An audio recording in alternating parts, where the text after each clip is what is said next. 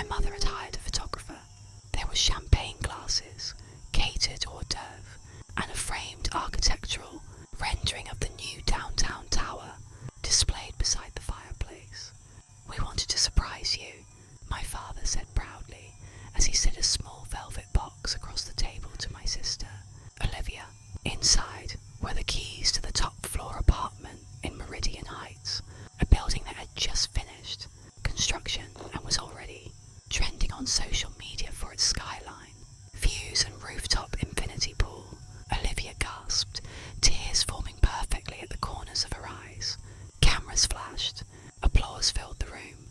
My mother wrapped her arms around her golden child and whispered, "You deserve the view."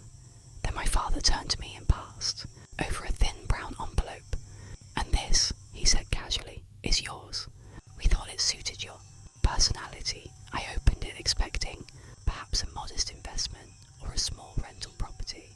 Instead I found deeds, zoning maps, and something labelled Foundational Land Allocation, Phase 2.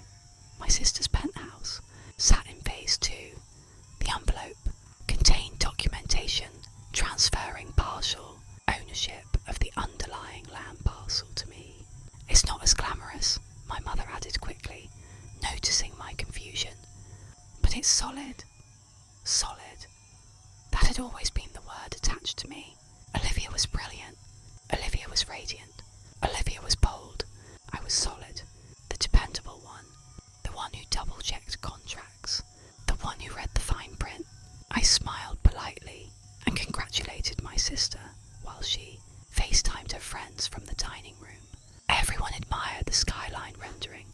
No one admired the survey map in my lap. That night, after the guests left, I spread the paperwork across my kitchen table. I noticed something my parents clearly hadn't. The deed didn't grant me symbolic ownership. It granted me controlling ground rights beneath the entire tower's eastern structure, including Olivia's penthouse. Any structural expansion, parking reconfiguration, subterranean utility modification, or foundational adjustment would require my written approval. I leaned back in my chair slowly.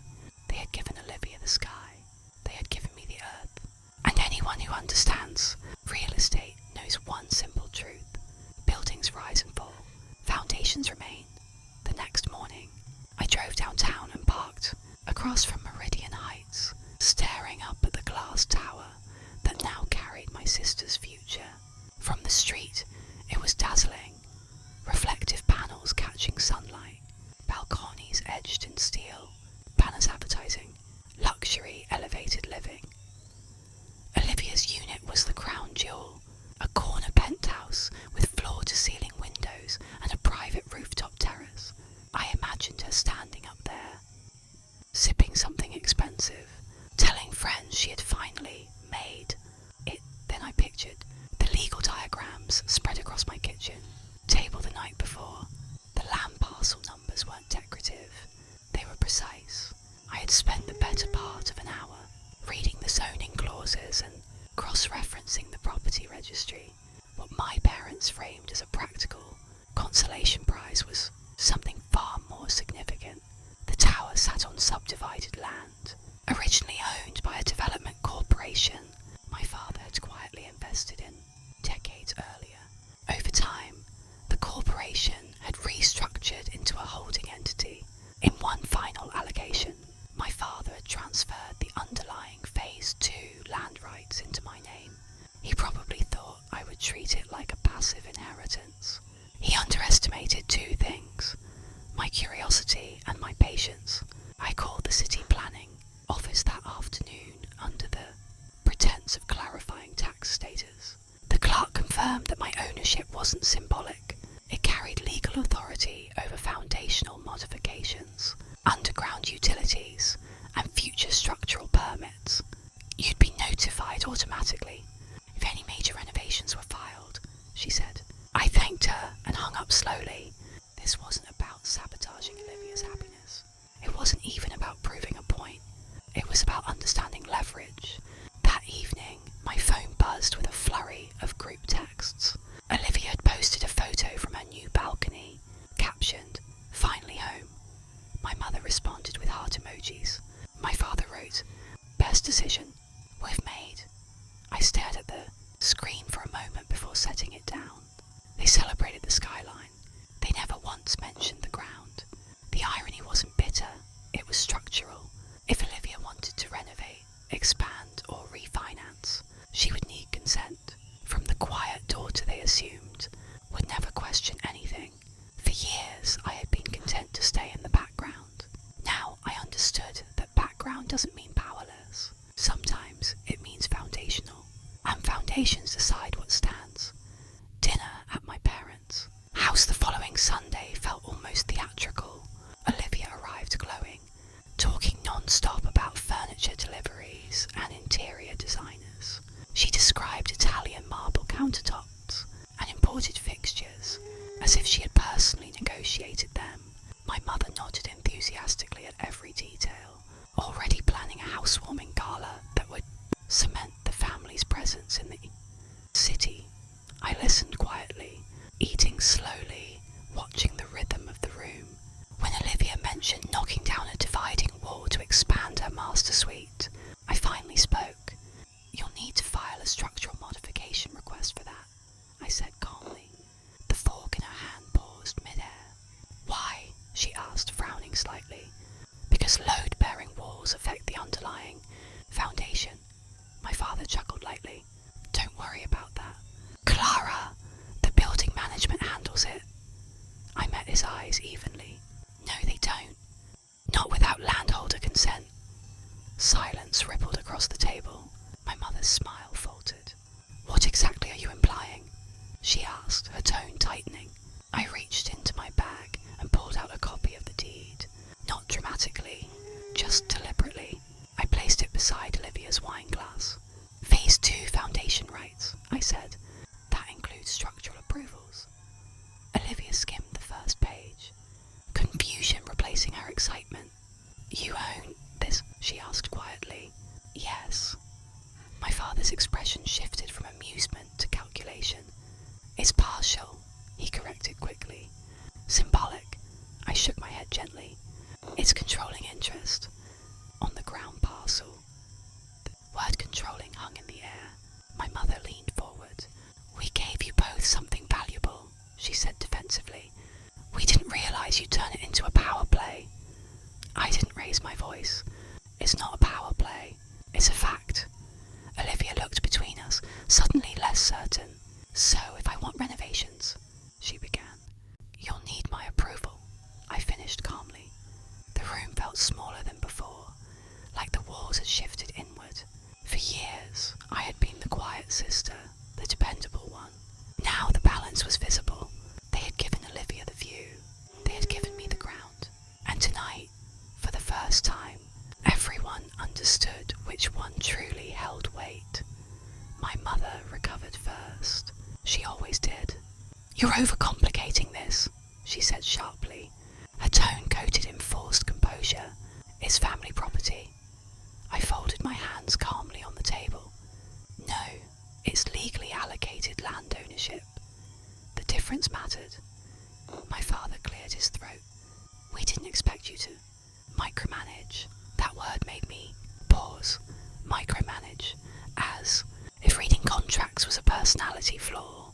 "I'm not micromanaging," I replied evenly. "I'm acknowledging authority." Olivia leaned back in her chair, staring at the deed again. The excitement that had surrounded her new penthouse seemed to dim slightly. "Are you saying I can't make changes?" she asked quietly. I met her gaze. "I'm saying changes require coordination." That word softened the edges intentionally. I wasn't interested in blocking her. I was interested in awareness. My mother's patience thinned. "You're jealous," she said flatly. The accusation didn't sting. It felt predictable. "Of what?" I asked calmly. "The skyline, the balcony." My father shifted in his seat, uncomfortable. "You've always been practical," he added, as if that explained everything. Practical, the word they used when they wanted to describe me without acknowledging ambition. "Practical people read contracts," I said gently. "Practical people understand leverage." Olivia's eyes flicked considered. To her, the apartment was victory. To me, the land was continuity. "You wouldn't stop me from renovating," she said, testing the idea aloud. I held her gaze without flinching. "I wouldn't stop you. I'd review the proposal." The silence that followed was different from the earlier one. It wasn't shock, it was recalibration. They were beginning to understand that this wasn't about sibling rivalry. It was about structure. My father finally leaned back. "You're treating this like a negotiation." "It is one," I replied.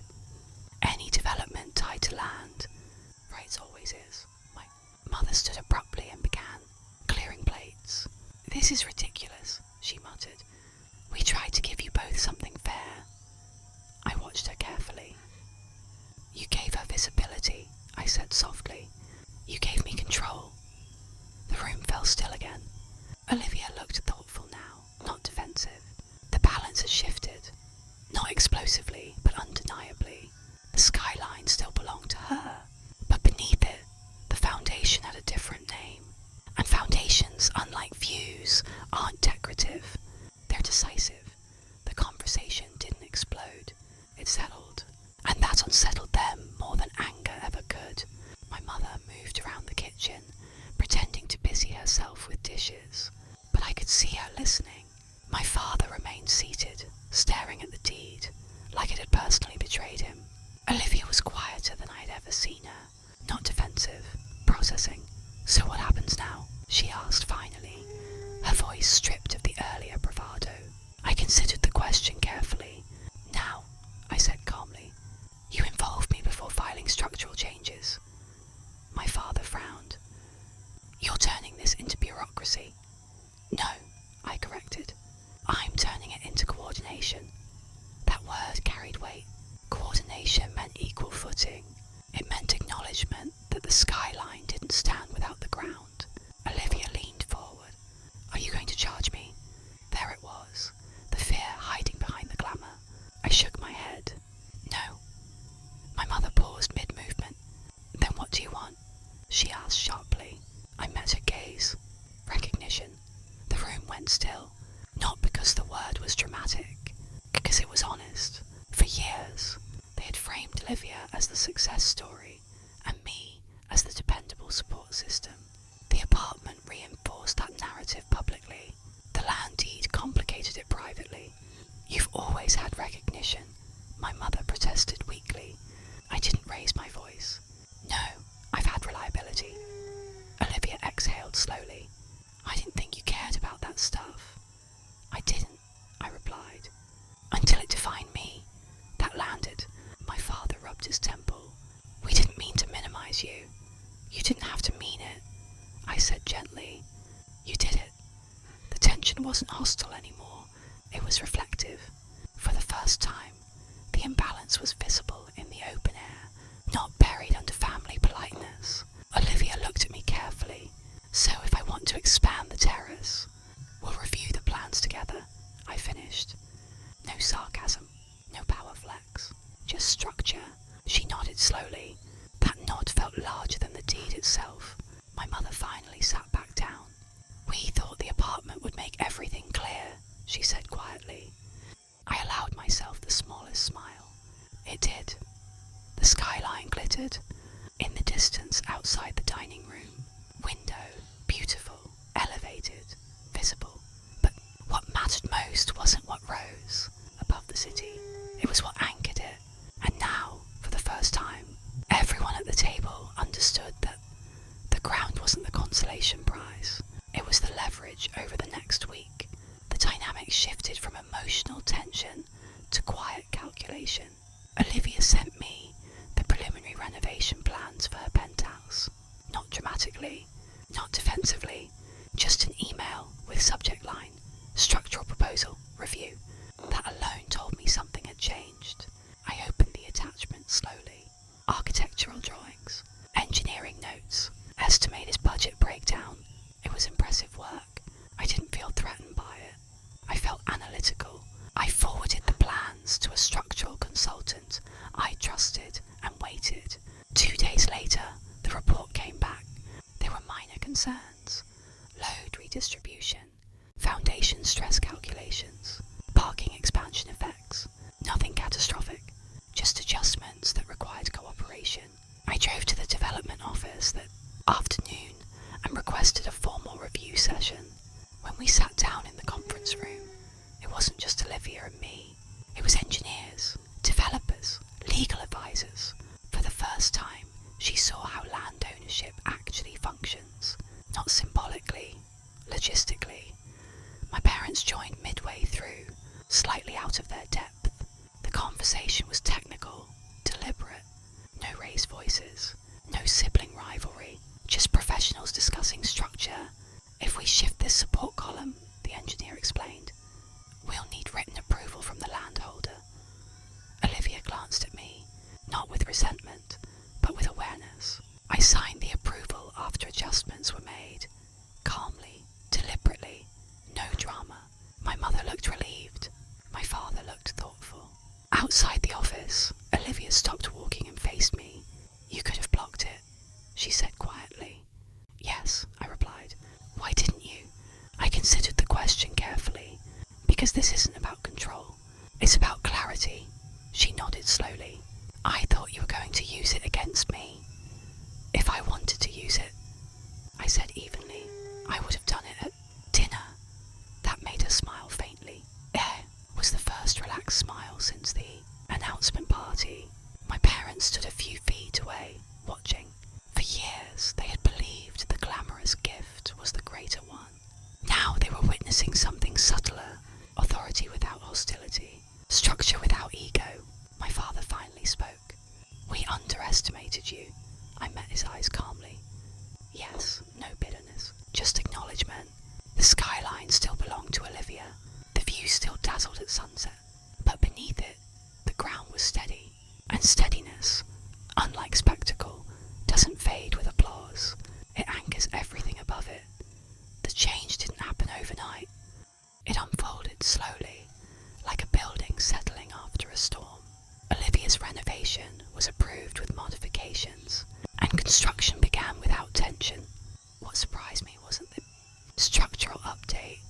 It was the way my parents started speaking differently. My mother stopped introducing Olivia as the one with the penthouse. Instead, she began saying, both my daughters have done well. The phrasing was subtle, but it mattered. My father began asking me questions about zoning laws and development restrictions, not out of suspicion, but curiosity. One afternoon, he visited my office unannounced. He stood near the large map mounted on my wall, the city grid divided into colour-coded parcels. You always saw the full picture, didn't you? He asked quietly. I didn't respond immediately. I always read the contracts, I replied. He nodded slowly. We thought you were content being behind the scenes. I was, I said calmly, until behind the scenes became invisible. He absorbed that without defensiveness. That was new. Weeks later, during a family dinner, Olivia surprised me. I talked to the developer about long-term equity distribution, she said casually. If the property appreciates, I want to make sure we both benefit proportionally.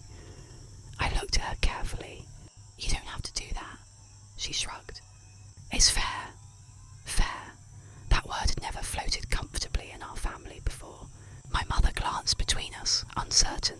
I didn't realise how uneven it looked, she admitted. I didn't accuse. I didn't remind her of the night with the champagne glasses and cameras. I simply nodded, because the shift was already happening. The renovation finished 3 months later. The terrace expansion looked stunning. Olivia hosted a small gathering, this time with no photographers, no speeches, just a few friends and family members. As the sun set over the skyline, she walked over to me quietly. You know, she said, I always thought the view was the prize. I smiled faintly. Views change, she nodded. Ground doesn't. My parents overheard that exchange. My father laughed softly, not at me, but at the realization. We tried to give you something stable, he said. We just didn't realize how stable. Stability had never been glamorous, but it had always been powerful. And now, for the first time,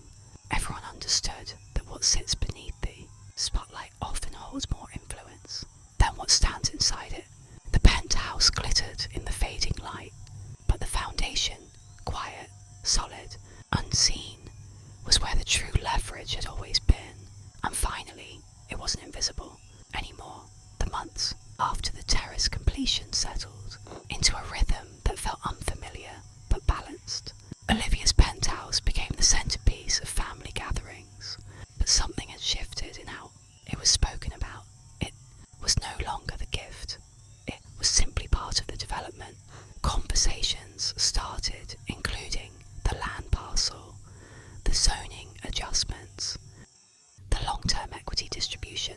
My name was mentioned naturally, not as a footnote, but as a stakeholder. That word carried more weight than any toast had. One evening, my parents hosted dinner in the penthouse for extended family, members who hadn't seen it yet. As people admired the skyline and the sleek interior design, my father raised a glass. I braced instinctively, expecting another narrative centered entirely on Olivia's success. Instead, he said, "We're proud of both our daughters. One built the skyline, the other made sure it stands." The room fell quiet, not stunned, just reflective. It wasn't a grand apology, it was alignment. Olivia smiled at me from across the table, not competitively, but knowingly.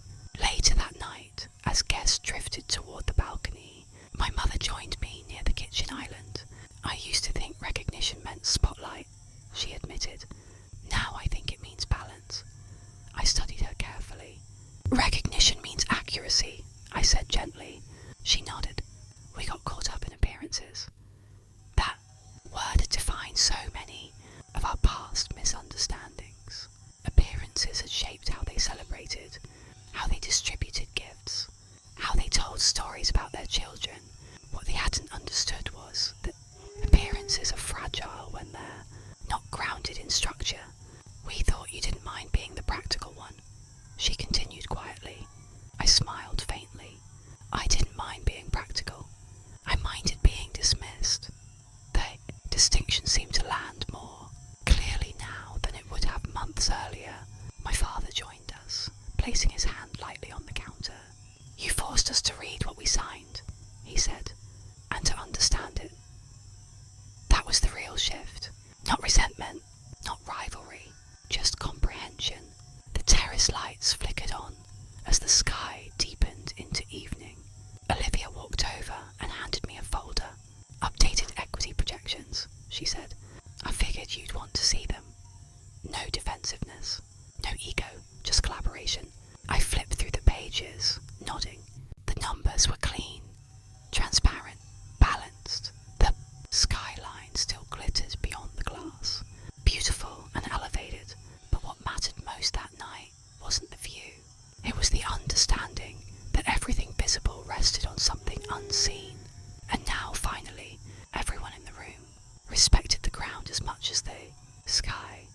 By the time the second quarter reports came in, the shift had moved beyond symbolism. The development's value had risen significantly after the terrace expansion and the media coverage it attracted. Investors began calling, not just for Olivia's penthouse aesthetic, but for parcel rights consultation, for land allocation strategy, for long-term structural planning. And those calls came to me, not because I demanded attention, because the paperwork listed my name. One afternoon, I met with the developer's executive team to discuss potential phased 3 expansion. Olivia joined voluntarily. My parents sat in the back of the conference room, listening quietly. It was the first time they had seen me operate fully in my own domain, not as the practical daughter, but as a strategic negotiator. "If phase 3 extends east," I said calmly, pointing at the zoning map, "we need to adjust easement terms. Otherwise, future structural modifications will conflict with existing ground." "Right." The room listened. No interruptions, no side comments. Olivia leaned forward thoughtfully. "That would increase long-term equity, right?" she asked. "Yes," I replied, "if executed correctly." My father watched carefully, his expression less prideful and more reflective. He wasn't admiring the spectacle. He was observing the structure. After the meeting, as we walked out into the parking lot, he spoke quietly. "I used to think the apartment was the bigger Visibility doesn't equal leverage. He exhaled slowly. I understand that now. That understanding wasn't dramatic, but it was real. At dinner later that week, my mother brought up something unexpected. When we divided the gifts, she said carefully, we thought we were being fair. I looked at her evenly. You were dividing attention. She paused, absorbing that. We equated success with presentation, she continued, and we underestimated the value of structure. That sentence carried more humility than any apology could. Olivia reached across the table and squeezed my hand lightly. I never saw it that way, she admitted. I thought I was winning. I smiled faintly. You were just visible. There was no rivalry left in the room, just awareness. The skyline outside the dining room window shimmered under city lights. The penthouse still stood tall, glamorous and bright, but beneath it, unseen and steady, was the ground that made it possible. And for the first time, my family didn't treat that foundation as an afterthought. They treated it as essential. That was the real recalibration, not revenge, not dominance, just recognition. And recognition, when rooted in truth, lasts longer than applause. The final shift didn't happen at a dinner table or in a boardroom. It happened quietly one morning when my father stopped by my office without warning. He stood in the doorway, looking at the framed zoning maps and the development projections pinned to my wall. I used to think you were the cautious one, he said slowly, the one who played it safe. I didn't answer immediately. He continued, now I realise you were the one building long term. That sentence held more weight than any speech he had given at Olivia's announcement. Dinner months earlier. Short-term applause fades, I replied calmly. Foundations compound. He nodded thoughtfully, as if the words had been waiting for years to settle properly. That afternoon, Olivia called to tell me something unexpected. I turned down a media feature, she said. They wanted to frame the penthouse as my personal achievement. I stayed quiet. I told them it was part of a joint property structure, she continued, and that the development exists because of shared planning. That was growth, not dramatic, not performative, just accurate. Later that evening, my mother hosted a small gathering in the penthouse for close friends. When someone asked how the property had been secured, she didn't launch into a speech about Olivia's future. She said simply, both my daughters hold it up. No qualifiers, no hierarchy, just balance. I stood near the balcony doors, watching the skyline glow against the night. Months ago, that view had represented disparity. Now it represented structure working correctly. My parents joined me outside. We tried to give you something practical, my mother said quietly. We didn't realise it was powerful. I looked at her evenly. Practical is powerful, she smiled faintly. Finally, understanding that stability had never been the lesser gift. My father rested his hands on the railing. You could have used this to divide us, he said. I shook my head gently. Division isn't strategy. He nodded slowly. No, it isn't. The truth was, I never wanted the spotlight. I wanted clarity, and clarity had arrived, not through confrontation, but through comprehension. The skyline still shimmered, the penthouse still impressed guests, but beneath it all, unseen and steady, was the ground that anchored everything. And for the first time, no one in my family underestimated the value of what can't be seen. The night the development officially finalised phase the first, we gathered once more on the rooftop terrace. Not for a spectacle, not for a ribbon cutting, just a quiet dinner among family. The skyline stretched in every direction, city lights blinking against the dark. Olivia stood near the glass railing, confident, but no longer performing. My parents sat comfortably beside one another, no longer measuring their daughters against each other. The dynamic had changed permanently, not because of confrontation, but because of understanding. Months earlier, when they handed Olivia the keys and gave me paperwork, they thought they were assigning value. They believed visibility was reward and practicality was consequence.